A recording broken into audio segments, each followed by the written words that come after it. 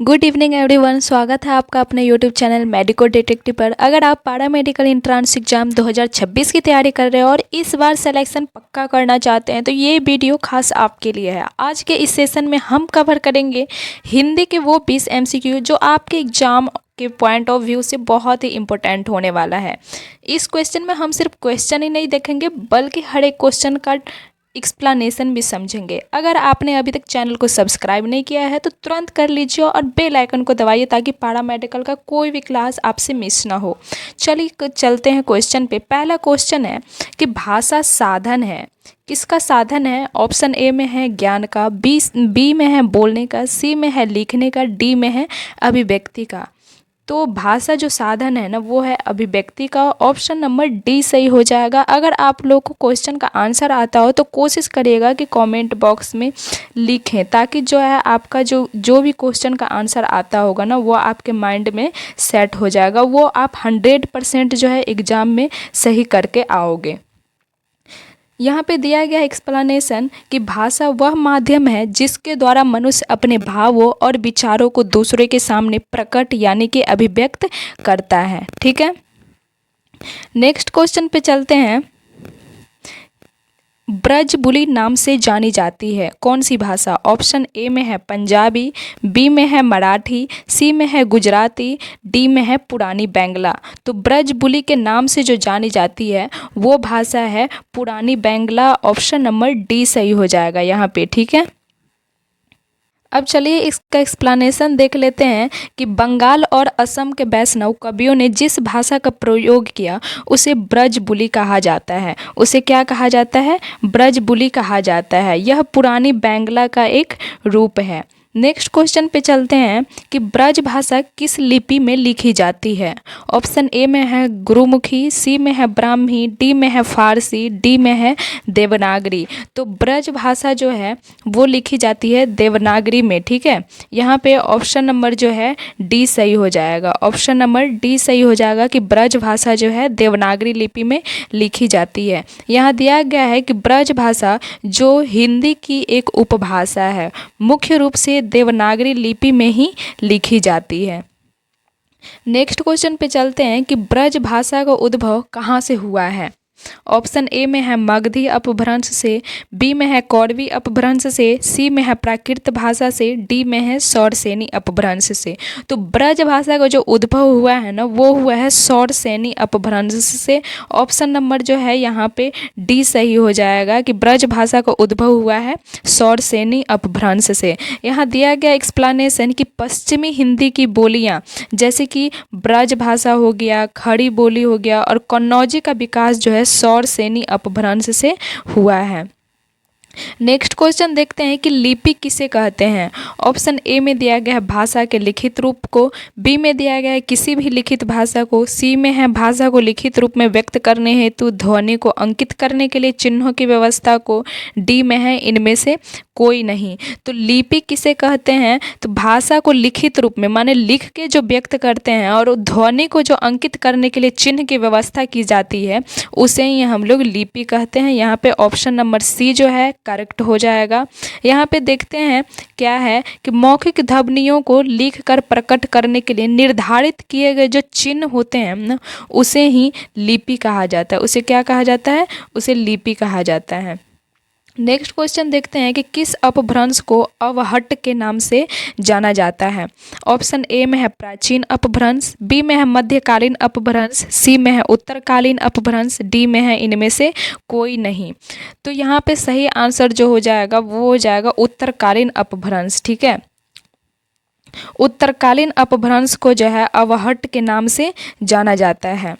यहाँ पे देखते हैं एक्सप्लेनेशन कि अपभ्रंश के अंतिम चरण या प्रवर्तित रूप को अवहट्ट कहा जाता है जो हिंदी और अपभ्रंश के बीच जो है कड़ी है। नेक्स्ट क्वेश्चन पे चलते हैं कि निम्नलिखित में से कौन सी बोली अथवा भाषा हिंदी के अंतर्गत नहीं आती है? ऑप्शन ए में है कन्नौजी, बी में है बांगरू, सी में है तेलुगु, डी में है अवधी। तो यहाँ पे सही आंसर जो हो जाएगा वो हो जाएगा ऑप्शन नंबर सी। तेलुगु जो है तेलुगु भाषा जो है हिंदी भाषा के अंतर्गत नहीं आती है। नेक्स्ट क्वेश्चन पे चलते हैं। इसके पहले एक्सप्लेनेशन देख लेते हैं कि तेलुगु जो है एक द्रविड़ भाषा परिवार की भाषा है, द्रविड़ भाषा परिवार की भाषा है, जबकि अन्य तीनों हिंदी की उपभाषाओं बोलियों के अंतर्गत आती है। नेक्स्ट क्वेश्चन पे चलते हैं कि श्रीलंका में कौन सी भाषा को मगधी कहा जाता है। श्रीलंका में कौन सी भाषा को मगधी कहा जाता है। ऑप्शन ए में दिया गया है प्राकृत, बी में है संस्कृत, सी में है पाली, डी में है सौरसेनी। तो श्रीलंका में जो है पाली भाषा को मगधी कहा जाता है। ठीक है, श्रीलंका में पाली भाषा को जो है मगधी कहा जाता है। यहाँ दिया गया है कि बौद्ध धर्म के प्रचार के कारण श्रीलंका में पाली भाषा का बहुत महत्व रहा है और वहाँ इसे मगधी के नाम से भी जाना जाता है। नेक्स्ट क्वेश्चन पे चलते हैं कि उपनिषद की संख्या कितनी है। ऑप्शन ए में है 106, बी में है 108, सी में है 110, डी में है 112।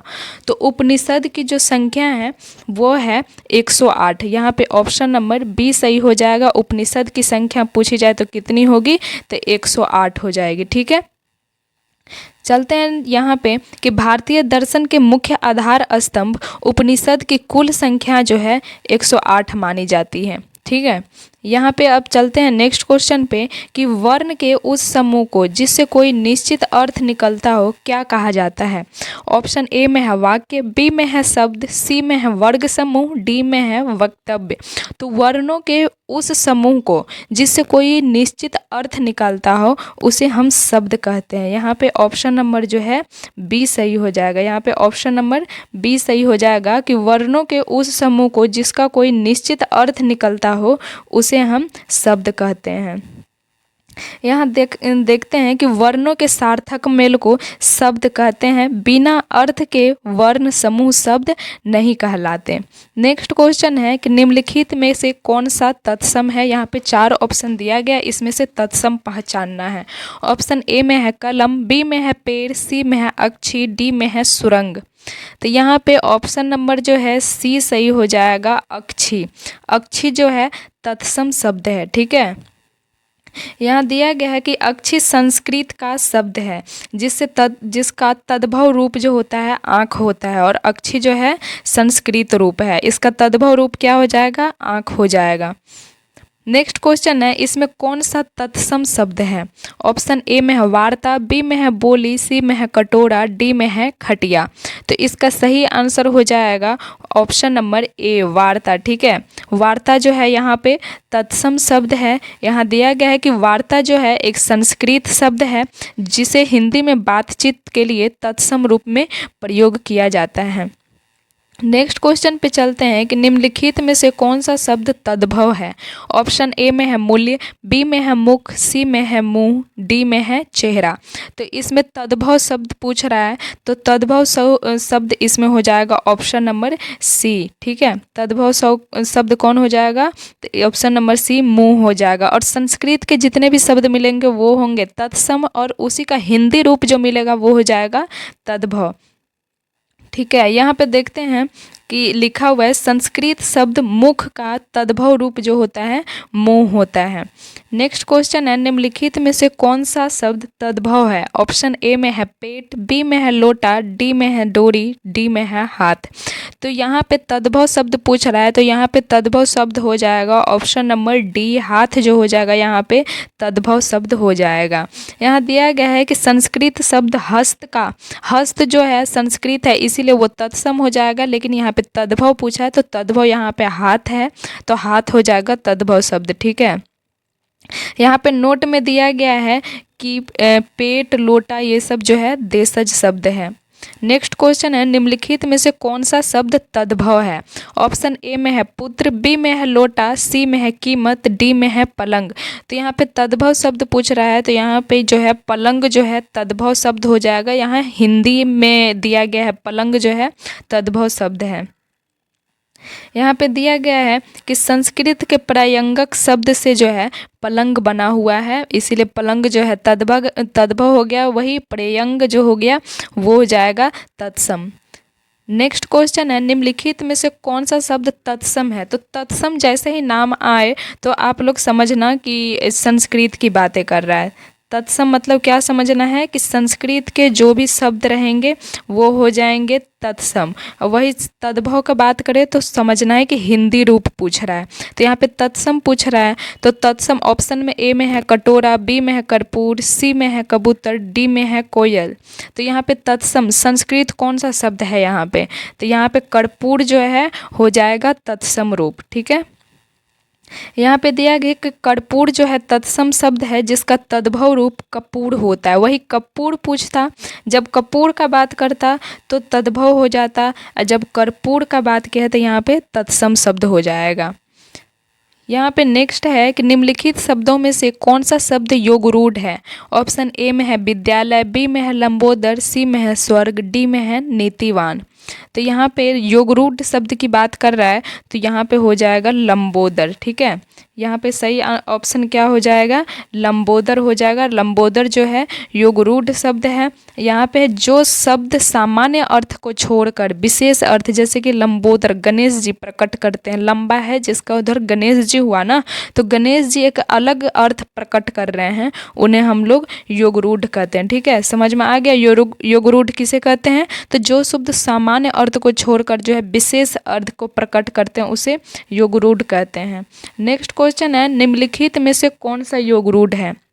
मतलब देखिए इसमें कौन ऐसा शब्द है जो विशेष अर्थ को प्रकट करता है। ऑप्शन ए में है रात्रि, बी में है मित्र, सी में है चंद्रशेखर, डी में है छल छंद। तो यहाँ पे जो सही आंसर हो जाएगा वो हो जाएगा option number C Chandrashekhar. Chandrashekhar जो है योगरूढ़ शब्द हो जाएगा। यहाँ पे चंद्रशेखर जिसके शिखर पर चंद्रमा हो, विशेष रूप से भगवान शिव के लिए रूढ़ हो गया है, तो इसीलिए यहाँ पे चंद्रशेखर जो है योगरूढ़ शब्द हो जाएगा। नेक्स्ट क्वेश्चन है निम्नलिखित शब्द में कौन सा शब्द देशज है। ऑप्शन ए में है आदमी, बी में है मोती, सी में है चिड़िया, डी में है भक्त। देशज शब्द की बात कर रहा है जो अपने देश में बोले जाते हैं। ऑप्शन ए में है आदमी, बी में है मोती, सी में चिड़िया, डी में भक्त। तो यहाँ पे सही आंसर जो है वो हो जाएगा चिड़िया। चिड़िया जो है देशज शब्द है। चिड़िया एक देशज शब्द है क्योंकि इसकी उत्पत्ति का कोई निश्चित संस्कृत मूल नहीं मिलता है और यह स्थानीय बोलियों से आया है। नेक्स्ट और लास्ट क्वेश्चन है आज का कि निम्नलिखित में कौन सा शब्द कृदंत है।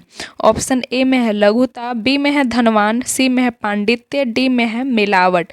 तो यहाँ पे कृदंत का बात कर रहा है तो ऑप्शन नंबर जो है डी हो जाएगा। मिलावट जो है, मिलावट शब्द जो है कृदंत है। यहाँ पे दिया गया है कि जो प्रत्यय क्रिया धातु के अंत में लगते हैं उन्हें कृत प्रत्यय बने शब्द को कृदंत कहते हैं। यहाँ पे मिलना क्रिया प्लस आवट, यहाँ पे मिलना प्लस आवट जो है यहाँ पे मिलावट शब्द आ रहा है, इसी को हम लोग कृदंत बोलते हैं क्योंकि मिलना जो है एक क्रिया है और उसमें आवट जोड़ दिया गया है, इसीलिए ये हो गया कृदंत। ठीक है, अब हम लोग नेक्स्ट वीडियो में नेक्स्ट 20 हिंदी क्वेश्चन को देखेंगे और जो भी यहाँ पे समझ में नहीं आया तो आप लोग कमेंट में बताना कि ये समझ में नहीं आ रहा है, हम उसको नेक्स्ट वीडियो में ये एक्सप्लेन करके आपको समझा देंगे।